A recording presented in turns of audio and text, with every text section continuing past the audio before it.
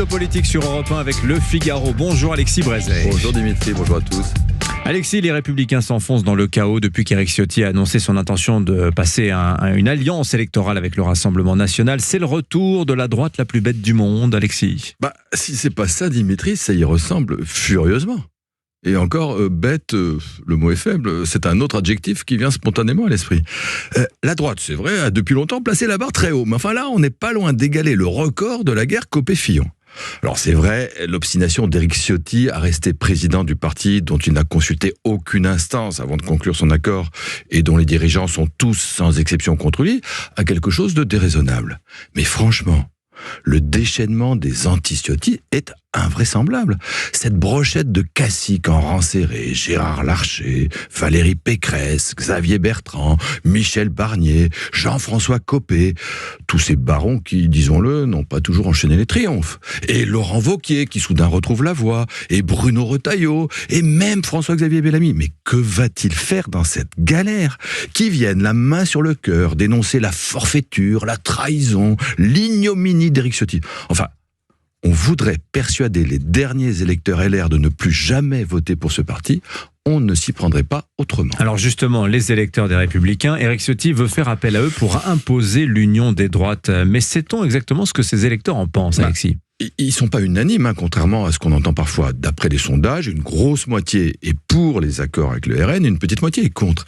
Mais pour personne, et ça qui est important, pour personne, ça n'est une guerre de religion. C'est un débat, on n'est pas d'accord sur tout, et notamment pas en matière économique, mais un débat qui ne mérite pas ces anathèmes et ces excommunications.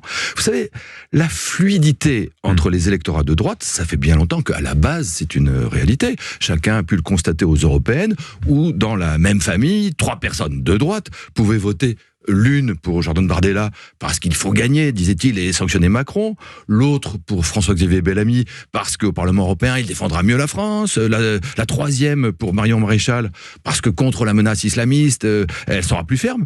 Et tout ça, au besoin en changeant de position d'ailleurs d'un moment à l'autre. Et tout ça sans drame, sans se jeter les assiettes à la figure. Pourquoi faut-il que l'affaire tourne au pugilat dès qu'elle concerne les états-majors? Ça, les électeurs de droite ne le comprennent pas. Et ils le comprennent d'autant moins qu'à gauche, on ne se pose pas tant de questions. On fait l'union sans vergogne et sans hésiter. Insoumis, communistes, socialistes, écologistes, allez-y donc. Oubliez les insultes de la campagne, les divergences programmatiques. Une union, là, l'union peut, avec des antisémites, des vrais, des anti-parlementaristes, des vrais, des factieux, des vrais. Et même avec le NPA qui fut le parti de Besançon. Mais apparemment, ça ne gêne personne. L'union des gauches, ça va de soi. Mais à droite, il y a le fameux cordon sanitaire mis en place par Jacques Chirac au début des années 90. Oui, certes, et par Alain Juppé. Vous avez raison, Dimitri. Mais depuis cette époque, qu'est-ce qui s'est passé ? Le FN puis le RN n'ont jamais cessé de progresser, sauf en 2007 grâce à Nicolas Sarkozy. Et l'UMP puis LR n'ont jamais cessé de reculer. Et aujourd'hui, on en arrive à ce résultat mirifique que les droites, sans les macronistes, pèsent 45% dans ce pays, et que dans ce bloc, LR, c'est au plus 7%. Et on n'est pas au bout. Si vous ne l'avez pas fait, Dimitri, je vous suggère de jeter un œil dans le Figaro à la projection réalisée par Guillaume Tabar et notre service Fig Data. Vous y verrez que si aux législatives, les choses se passent comme aux européennes, 2 candidats LR, j'ai bien dit 2 sur 577, peuvent, sans accord avec le RN, être présents au second tour. Dans un bout de 16e arrondissement. Et l'autre en Calédonie, je crois. Oui.